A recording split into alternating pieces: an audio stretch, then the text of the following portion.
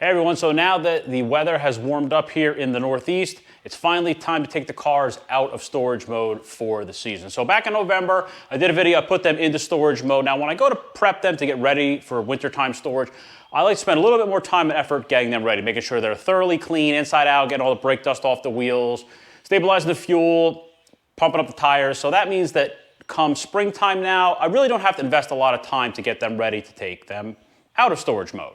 So as you can see, the cars are beautiful, they're clean, fresh ceramic coats, the interiors are vacuumed, wheels are nice and clean, they're basically completely ready to go.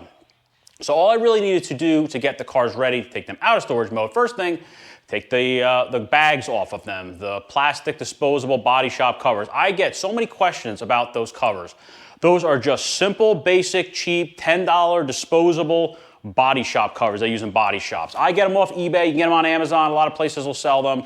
It's just a cheap, thin, disposable cover you don't have to worry about. And then before I throw them out, if I have any painting or anything messy I have to do around the house, I'll just use them as a drop cloth, just to basically just reuse them before I throw them in the garbage. But it's just a good, cheap, simple solution that they're super lightweight, they're easy to take on and off.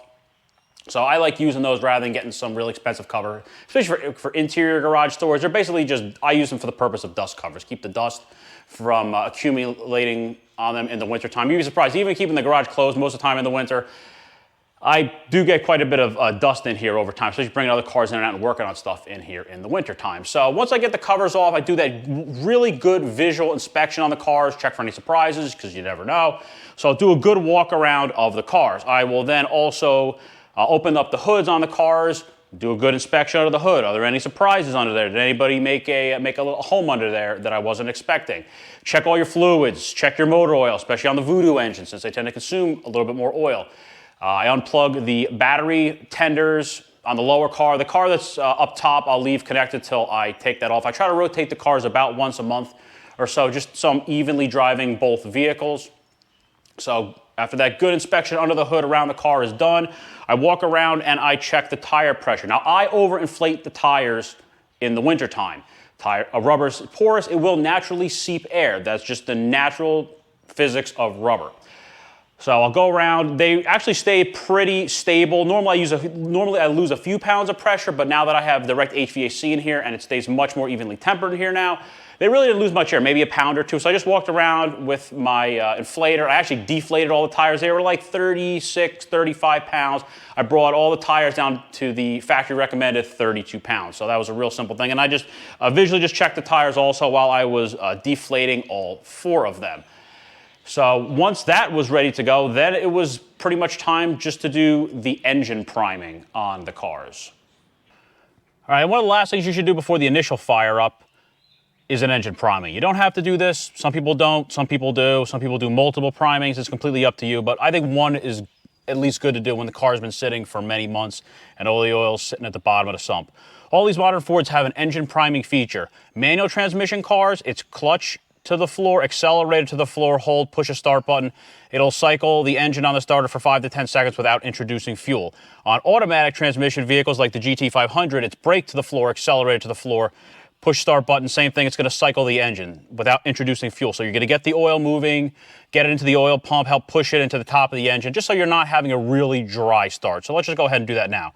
So keys in the car, clutch to the floor, accelerator to the floor, and hold.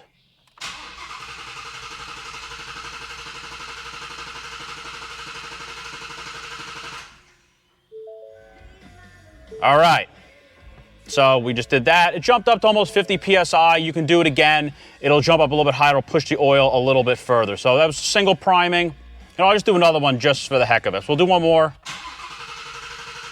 25, 50. That's all held at about 50. All right, so now we'll just do a regular startup.